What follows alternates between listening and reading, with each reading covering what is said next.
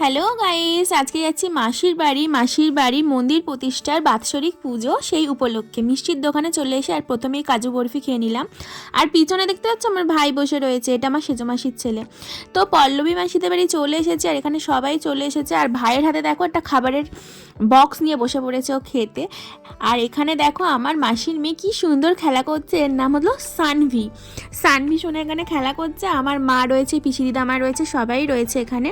তো এই বক্সের কথাটা তোমাদেরকে বলি আর কি, মাসিদের স্কুল রয়েছে, সেই স্কুলে সরস্বতী পূজা উপলক্ষে বাচ্চাদেরকে এরকম প্যাকেট বিতরণ করা হয়েছে, যেটা সরস্বতী পুজোর খাবার দাবার আর কি। সেখান থেকেই একটা প্যাকেট নিয়ে আমরা খাওয়া শুরু করলাম। আর এখানে দেখো ও না খেতে খেতেই আবার এখানে চলে এসেছে লুচি আলুর দম খেতে। আর এখানে খুশি মেশো সবাই চলে এসেছিলো, মানে আমাদের যাদের নিমন্ত্রণ ছিল আর কি। তো একসাথে সবাই এক জায়গায় হলে খুব আনন্দ হয়। এটা ঈশা, আমার মামার মেয়ে।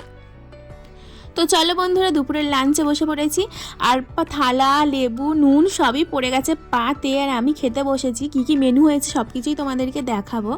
দুপুরের মেনুতে প্রথমেই ছিল গরম গরম সাদা ভাত, সাথে ছিল সবজি ডাল, আর ছিল বেগুনি।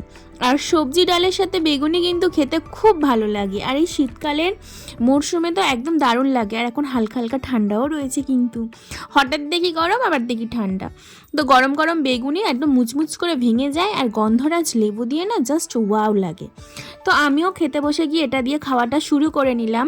আর তোমাদের এই মেনুটা কেমন লাগলো অবশ্যই কিন্তু আমাকে কমেন্টে জানিও। আর আমার ভিডিও যদি তোমরা প্রথমবারের জন্য দেখো, তো ফেসবুক থেকে দেখলে ফলো করো, আর ইউটিউব থেকে দেখলে সাবস্ক্রাইব করো।